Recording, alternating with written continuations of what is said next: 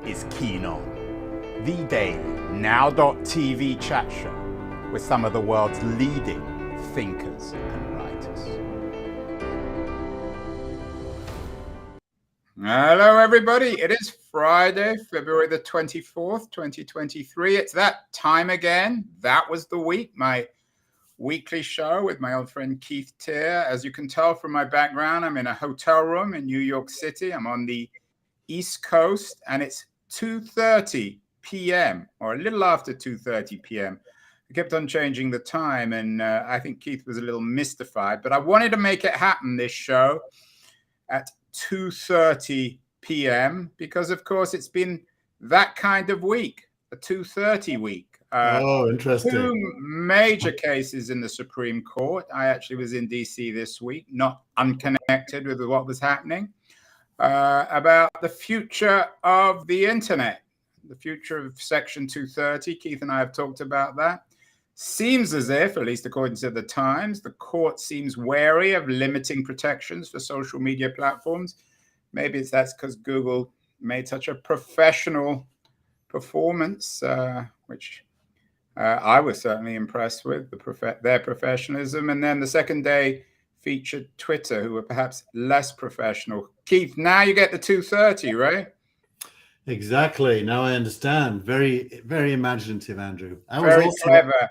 I have to say that your newsletter this week leads with Bubbles and AI, and I'm not convinced it was a Bubbles and AI week. I think it's a Section 230 week, a very important week for regulation and tech. So what happened in DC this week, Keith? Well, what really happened is that those who wish to see Section 230 either modified or removed, the protections that it brings, did a very poor job of presenting their case. And the judges, through their questions and their comments, made quite clear that they were both confused and wary of, if they were to agree with the plaintiffs, what the consequences would be for the entire internet, which is the right thing for them to be concerned about.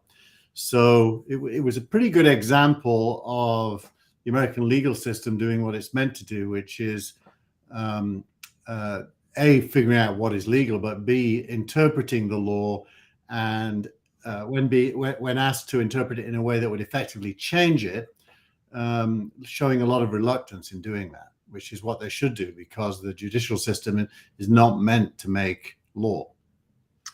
You mentioned the state performed badly, but perhaps the reverse is true. Maybe Google performed well. Should we commend their lawyers, Keith?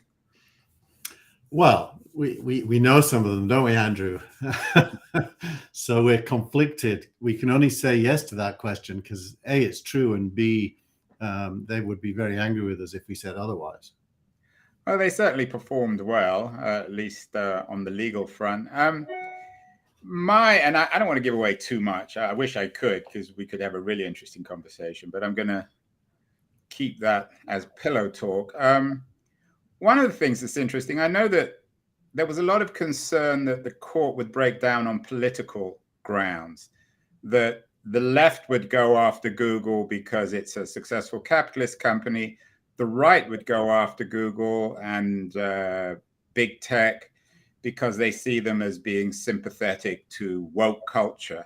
But neither of those things seem to happen. It seems as if both the traditional conservatives and progressives were both relatively sympathetic. I mean, even Clarence Thomas, who is a notorious critic of big tech, seemed open-minded, at least on this stuff. Yeah, well, look, let's give some context here. Section 230, the purpose of it when it was first brought in, and the only purpose I think it's good for, is that it distinguishes between a publisher and a platform and allows the platform to be not liable for things said by the publisher. Now, the word "the publisher" conjures up the New York Times or organizations, but actually in this context, the publisher means me and you, the individual. And so what it means is that Google isn't liable for what I publish on its platform, or Facebook isn't liable for what I publish on its platform, and Twitter isn't liable. And that actually is common sense, because you can't have a platform open to the entire population and make the supplier of the platform liable for what everyone says without effectively forcing the platform to close down, because those liabilities would be way too onerous for anyone to take on. And so that's the purpose. That's why Facebook and Google don't get sued all the time. And they literally would be sued hundreds of times a day, if not thousands of times. Thousands, tens of thousands of times Yeah. a day. I mean, Twitter would be sued tens of thousands of times a minute. Exactly. So it's a totally common sense rule. I think it covers, for example, comments in the New York Times. The New York Times isn't responsible for what is commented online. However, in print, where it makes a choice which comments to publish, then it would be liable, because it then becomes the publisher. So this definition of who is the publisher is actually the key to the whole thing. And I think it also shows, I mean, there's always the old cliche that tech moves a lot faster than government, which is obviously true. But I wonder whether this reiterates that in legal terms, that if tech runs so far ahead of government that these platforms are created and then 20 or 30 years later people want to change the law, it's impossible. You just can't do it, because you've got a multi-trillion-dollar industry running on top of these platforms. So if the law, maybe in retrospect, 230 was a little generous to internet startups, but there's nothing you can do about that now. Yeah, I mean, you and I probably don't agree there. I mean, I'm critical. I've always been critical of 230. I can see the arguments, but now it's just not. It's not conceivable that Supreme Court or Congress would blow up a multi-trillion-dollar industry. Yeah, and they shouldn't, because they're not doing anything wrong is the key. Now, interestingly enough, where they do things wrong is when they choose to become editors, which is what publishers typically have to do. And so if you were to want to be critical of Facebook, more Facebook and Twitter than Google, to be honest, because Google doesn't really have a platform that's like that. But remember, it's not Google that's being sued here, it's YouTube. I mean, the case originally against quote unquote Google or Alphabet was brought by the family of a woman killed in the Paris bombs, and their argument was that the terrorist who planted the bomb was radicalized by videos they saw on YouTube. Yeah. Well, and that's the equivalent of that would be if this bomber went to a particular coffee shop in Paris every day, and you sued the coffee shop because he met people there.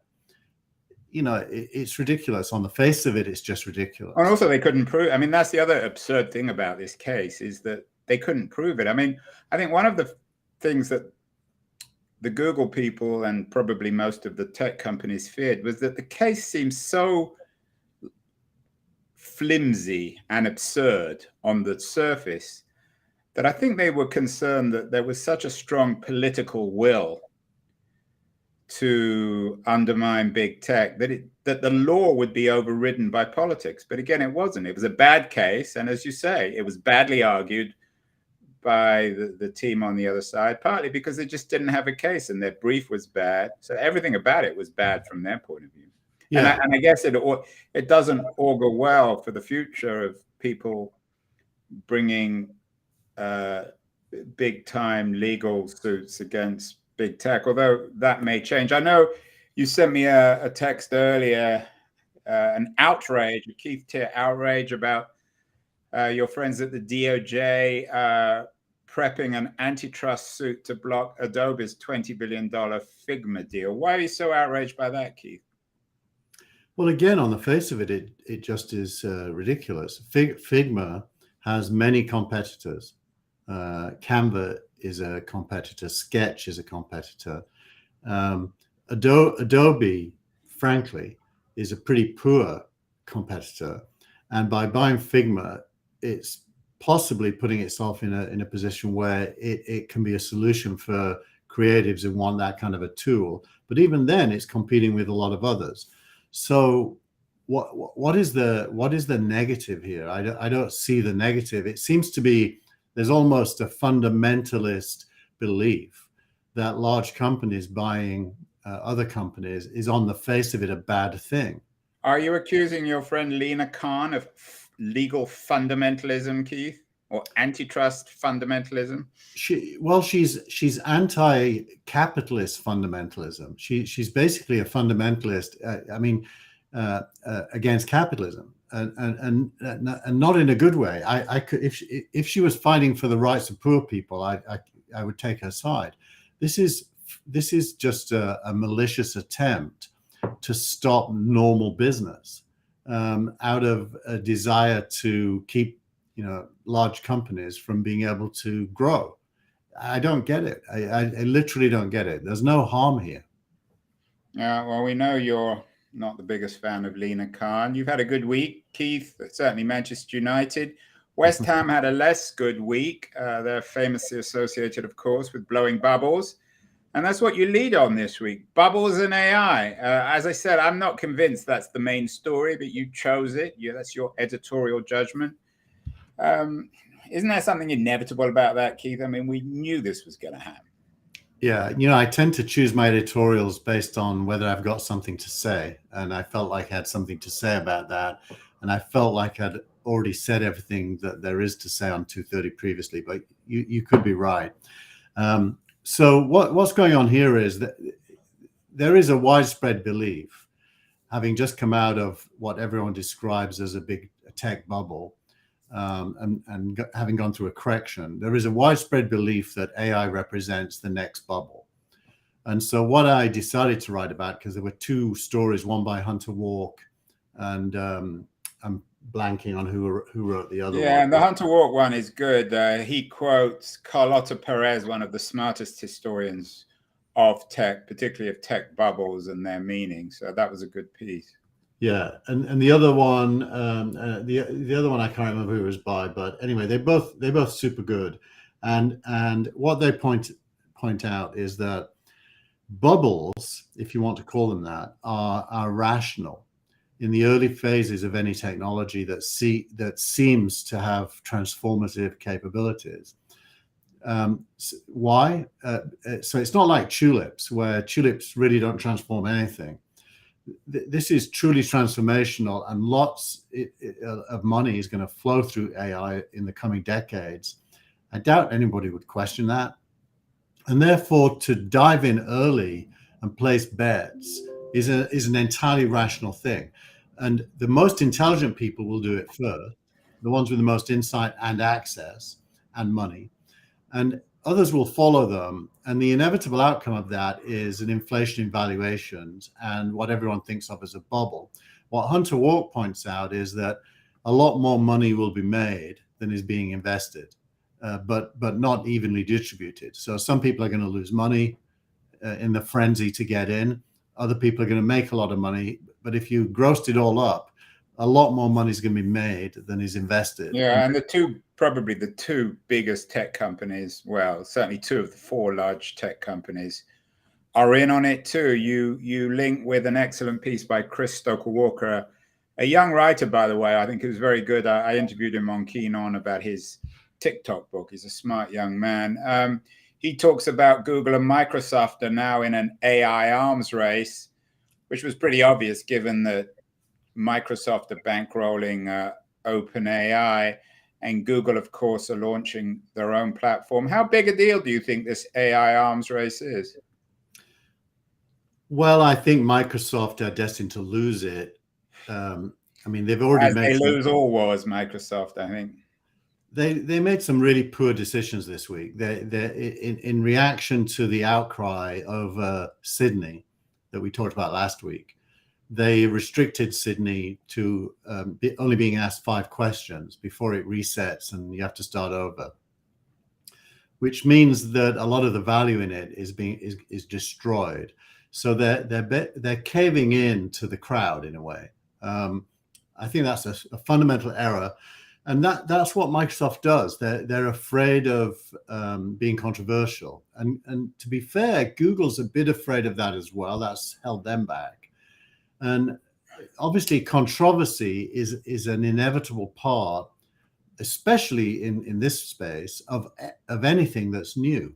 Anything that's Google new. have the most technology here. I mean, certainly, Microsoft is outsourcing it in their investment. I'm assuming that this arms race will also involve Apple and Amazon in terms of acquisitions, Keith. I mean, the M&A AI space is going to go berserk. I mean, they're going to have insane bubbles, aren't you?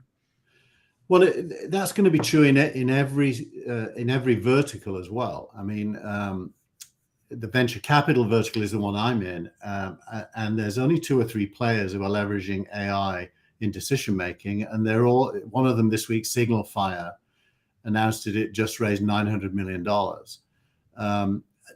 Money is going to flow to good AI doing a good job of things that are valuable. And in that sense, it is an arms race. But what Microsoft and Google are doing is providing infrastructure for one part of that arms race.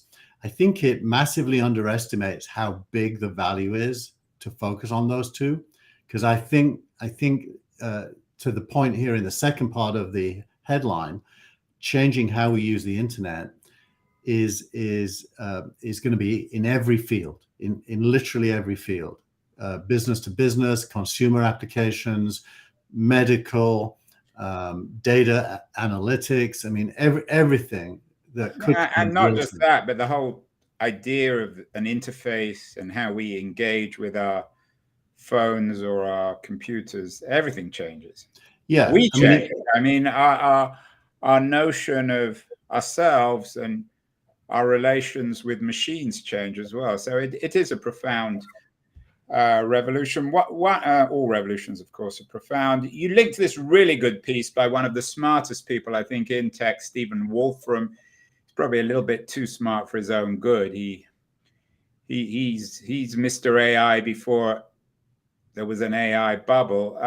But this piece, what is ChatGPT doing and why does it work, really does a good job leading us through the mechanics of ChatGPT. I'm not a hardcore tech person. I understood it and I thought it was really good. What did you think, Keith? Well, it's really good insofar as you can understand it, because there's a lot of math in it, equation math, not simple math. But I think even without understanding the math, he makes a really good essay on how large language models make decisions and why they make the decisions they make. And somebody's making a good joke, by the way. Dan Wang is watching us, and he says, whatever AI is forcing my camera to keep zooming in and out needs to be scrapped. And I agree with him. I've been noticing it doing it every time I move my head. So not all AI is good, but Stephen Wolfram does a great job of describing, if you really want to understand how ChatGPT works, I sent it to my son, who's a computer science senior at Syracuse, and he loved reading it. I mean, what I found really interesting was the subtitle of the piece is it's just adding one word at a time, but that isn't a marketing spin. That's literally how he describes it. Yeah, and I never really thought about it, but basically it's making up language as it goes. And just as you and I put our words together, I mean, we don't think about each word, but they somehow come out right. This is what ChatGPT is doing. Yeah, exactly right. And it's drawing on a massive body of prior knowledge in order to facilitate that. And it's doing statistics. It's probabilistic scoring. And what struck me about that is that the amount, given that it's analyzing every single word, the amount of computing power it must require is phenomenal, astonishing. And I don't quite understand how that's going to change the industry either. I mean, maybe it's not uncoincidental that there are breakthroughs now on the quantum front too. Yeah, well, you don't have a quantum piece this week, but every week there's a usually a quantum piece suggesting some sort of breakthrough or other. Yeah. The problem with quantum is that no one's yet figured out how to run programs on it that don't break for the most part. There was a story this week that Google had just had a breakthrough splitting data between, I think they're called quarks, but nodes in a way in a quantum computer, because if all the data was in one, it was unreliable that it would continue to exist, which is to do with the quantum state of a quark. So it's super complex, and it's very promising, but you couldn't run Microsoft Word on a quantum computer. It's not capable of that yet. Well, I'm sure Microsoft will eventually make the breakthrough in quantum or be involved and somehow screw it up. They always manage to shoot themselves in the foot. A couple of interesting political stories you linked to, Keith, this week. The first is Bessemer Capital calling on its companies to move more cash out of Israel because of all the political turbulence there and the undermining of the Israeli Supreme Court. Is that troubling? Is it good? What's your read of this? Well, it's always difficult to talk about Israel because it's so political and politicized. But you're a big fan, aren't you, Keith? I'm teasing you. I'm teasing you. Go on. Yeah, way too simplistic a question for me to possibly answer. But what's happened is Netanyahu, as we all know, has struggled to get a majority government for the last 3 elections. He was out of government in the second one. He's now back in a coalition that involves some what I described as far-right coalition partners. And Netanyahu himself is subject to various criminal cases. And as soon as they got into power, they started to suggest that they should remove the right of the Supreme Court to have the ability to determine law when it comes to the judiciary. Which is basically getting rid of democracy, effectively. Now, that hasn't actually passed yet. It's a proposal. Okay, so we take that. But why should venture capitalists call on companies to move more cash out of Israel? What's that got to do with anything? Well, so this is about the relationship between politics and economics. Basically, these political moves have led to a run on the shekel, which is the Israeli currency, which most startups hold their funds in. Oh, I see. So basically, it's a pretty narrow self-interest based on the value of money that is causing them to suggest, A, that they shouldn't be in the shekel, and B, they should perhaps consider changing their domicile from Israel to somewhere else. Yeah, America, it's an interesting story because it suggests that Israel's, I won't say tech dominance, but tech promise could theoretically be undermined by its very odd politics. I bumped into Yossi Vardi, or I spent some time with Yossi Vardi at DLD, one of the great Israelis, and he's deeply pessimistic about the political future of Israel. And then another piece you linked to, which was in some ways even more interesting, was how China has become Saudi Arabia's largest trading partner. You remember George Bush's axis of evil. The Saudis, the Chinese, the Russians, the headlines today about Russia and China now joining the so-called peace talks. Is Saudi part of this axis of evil or anti-democratic axis? They've got terrible human rights record. I had someone on my show this week who, a researcher on human rights, who reminded us that Saudi executes more people than Iran. Well, look, there's a medieval aspect to many parts of the world which haven't had the benefit of independent path to capitalism that we had in the UK and the US and some parts of Western Europe and Asia. So the colonial hangover is that the monarchy was never replaced by democracy in most of the world. And so you basically have feudal systems which have feudal legal systems and feudal punishment systems. I don't think you can particularly blame the Saudis for that, to be honest. They are what they are, probably mainly because of us. Now, what's more interesting about this story is the decline of the US as their primary trading partner and its replacement by China, which speaks to the wider global shift that I think is inevitable. I'm sitting looking at my bookshelves, and the end of empires. There's a whole kind of shelf of books that talk about the end of empires, and there is yet to be an empire that survived. There is no such thing as a surviving empire. They all die, and America's at the tipping point, and China is at the birth point. Yeah, it would be interesting. I think if the Saudis do end up buying Manchester United, will they execute your manager if they don't win any trophies? They would if he was in Saudi Arabia and he said something blasphemous. But or he let his wife drive his car. One person we haven't mentioned recently, and it's not Elon Musk, is our old friend Sam Bankman-Fried. You linked to this wonderful piece on FTX co-founder Bankman-Fried facing 4 new criminal charges. What's astonishing from the photo, not everyone's going to be watching this, some will be listening, is how criminal now Bankman-Fried looks. He looks like Bernie. He's increasingly looking like Bernie Madoff. He's pale. He's in an ill-fitting suit. What's happened to old Sam Bankman-Fried, Keith?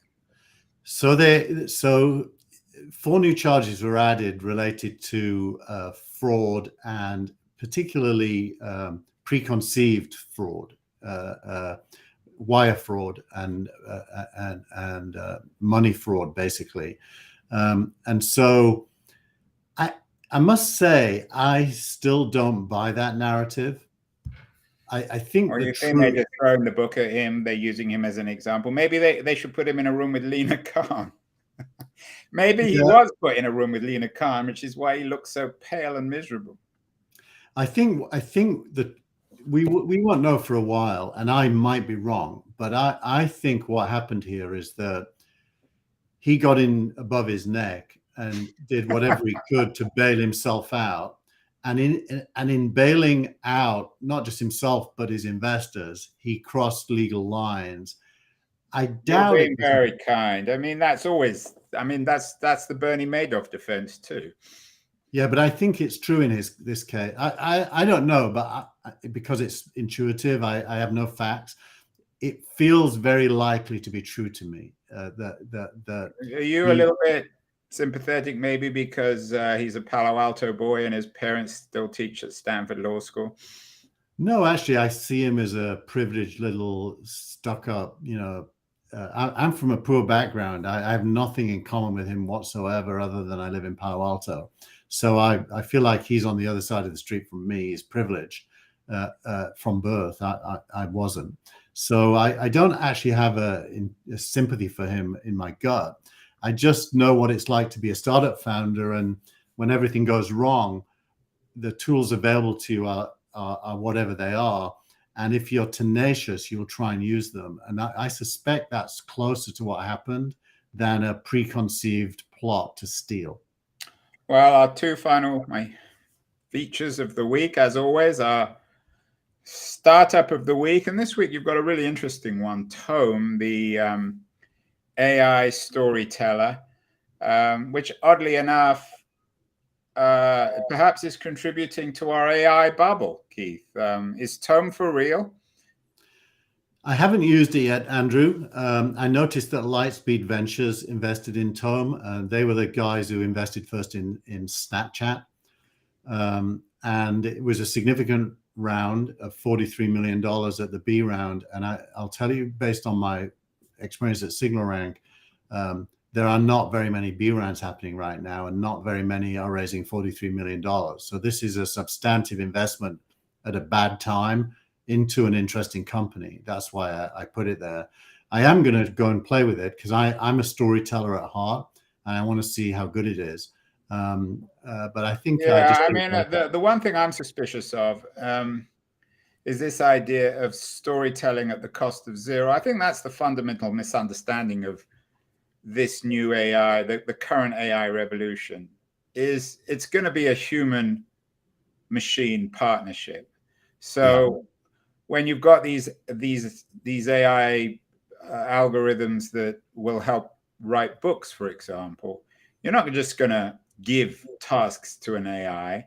What you're going to do is have smart, educated, technically proficient authors working with the AI to produce high quality work. And that's exactly what will happen with movies too, is it will be an assistant, hopefully, an adjunct to Hollywood types. That's my sense. Yeah, I don't disagree. I did play the video, which is in the newsletter as well, so people can play it. But generative storytelling is this word generative? Is this now entering the lexicon? Are we in a generative bubble rather than an AI bubble, Keith? It's a weird fact that they've chosen this word to describe when a machine draws on a body of content and generates new content. That's basically why they're using the word generative. It's not the most sexy word on the planet, but I do think we're getting to a place when you give machines food. In my case, I give it funding data for venture-backed startups. In this case, it's storytelling narratives and structures. And you then ask the machine to learn from that and tell you what happens next. Or to do something that it does the heavy lifting. It's stuff we can't do as writers or investors, but we still can do the final mile or the final few meters, and it's valueless without us. Yep. Finally, and it's a Bubbles and AI tweet of the week, which maybe explains your headline, Keith. An interesting, amusing tweet, not too technical this week. Exactly.